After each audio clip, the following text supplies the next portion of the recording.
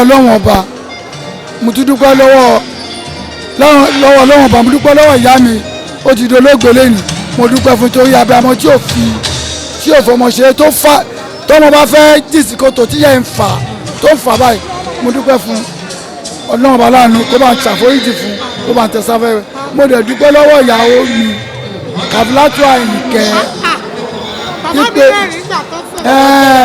obìnrin ni Kàfílátù Àyìnkẹ́ òun náà wà ń bí obìnrin dáadáa obìnrin alágbàríkà ní ìwà lè gbàgbé ẹ̀ tí ìyá mi ni kò ń ṣe ìyàwó torí ó ṣe gudugudu méje yàyà mẹ́fà mo fẹ́ yàwó ní ilé òun nìkan ní ìyàwó tí mo ní o but ìyá lòun òun ṣe ìyàwó.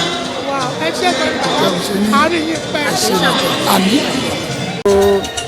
èmi ni àbúrò wọn bọ̀dá mi Táyé Bùṣì ọmọ oníbẹ̀dẹ̀ náwó èlò aṣọ ọ̀pọ̀lọpọ̀ ọdún láyé o ní ọ̀la ńlá ìfọkànbalẹ̀ mi gúngùn long life ẹ̀gbọ́n mi ọmọ Bùṣì ọmọ kodo Bùṣì orí.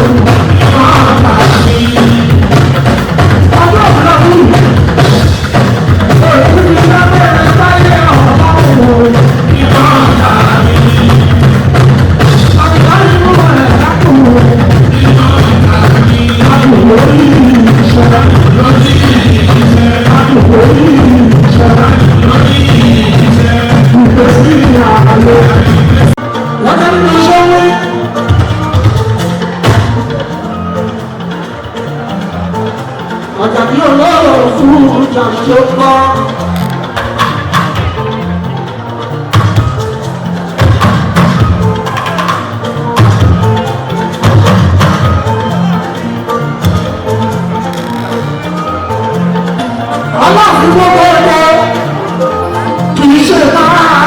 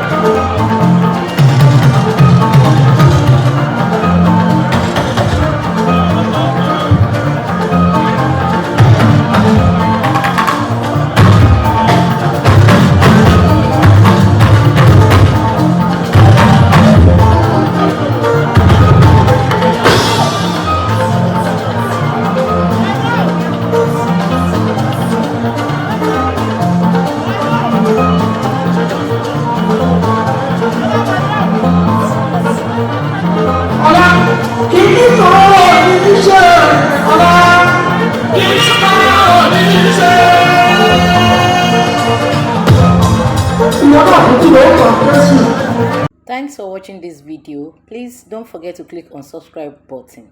Kindly comment and share. We drop new videos daily. Thank you. God bless you.